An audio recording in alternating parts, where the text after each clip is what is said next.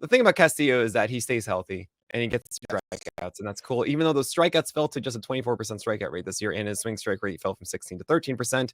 And I'm worried that his increased arm angle going higher up means that it's ruining everything when it comes to the effectiveness of the four seamer and just everything that he does. So I'm kind of weirded out by it, and I wonder how much of a ding I should give the entire Mariners rotation because of the potential of them changing the batter's eye in Seattle, which I think is a high likelihood personally, but I could be very wrong on that. Which would then make it easier to hit them because it was a 25% plus strikeout rate. If you park factor for T-Mobile Park, think about that: 25% more strikeouts if you're a hitter in T-Mobile Park, which is very good for the pitchers there. And that's if that goes down too, then it's like, Luis Castillo, you just allow too many hits, and your whip it will be like 120, like a 3 ERA with 23% strikeout rate. That's what I'm worried about here. Yeah, listen, I get that, and I am not factoring in the batter's eye yet because obviously we will when if it comes to fruition. I just don't. I'm not going into that at this moment.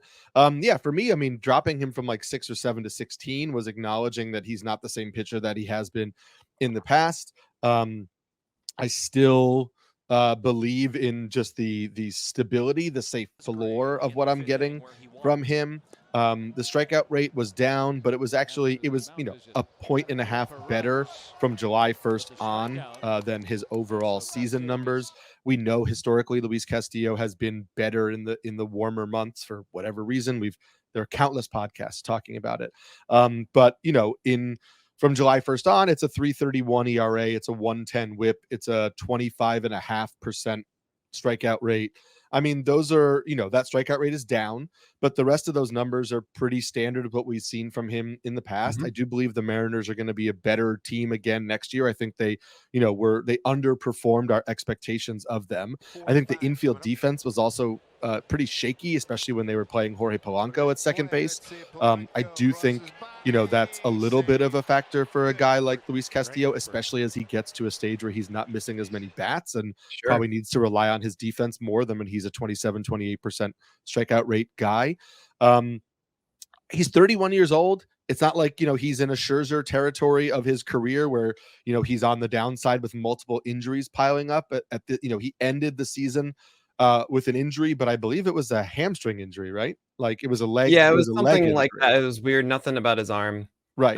Yeah. I expect him to come into the season healthy. He's only going to be in his age 32 season. I have a long track record of success. I had a slight increase in strikeout rate at the end of the season. If I go to this lovely website, which has a stat called PLV, which tells me the quality of a pitcher's pitches overall, Luis Castillo's PLV was actually the highest it's been since the shortened 2020 season. So the pitch, and again, I'm saying this without having dug into each individual PLV grade on each pitch and all of that. But what it just tells me is that overall, the pitch shape and movement isn't any worse than it has been throughout his career. So we'd have to find another reason why the strikeout rate fell. It's not that his stuff is clearly worse. It might be location-based. It might be usage-based. Who knows? But I like that I'm not seeing a clear degradation in the quality of his pitches, which makes me feel like I'm not going to get the version of Luis Castillo that's a clear ace, but I'm putting him 16 because I think he's a top tier SP2 in fantasy, and that's kind of what the 16th starting pitcher off the board is. Yeah, so the PLV stuff is more about, I think, the location improvement of his slider. Okay. It could be that. I'm not really seeing, and also a little bit better break on his slider as well. The bigger thing about degradation, though, I would mention is his fastball velocity, 97 and then 96.3, and this was 95.6. That's not fun. It's easy to say like, okay, look, raising the arm angle, which is actually kind of weird. We see lower velocity, actually think lowering it because you are getting tired essentially with the arm. But raising the arm, so it's getting worse movement. It's losing, rather, it's not raising the arm, but losing that attack angle that he used to have at 1.5. Now it's 1.3.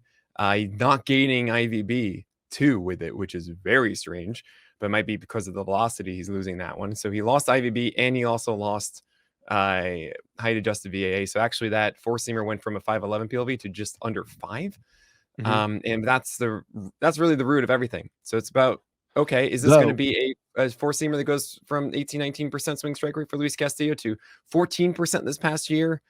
Yep. And the ICR went from 37% to 44.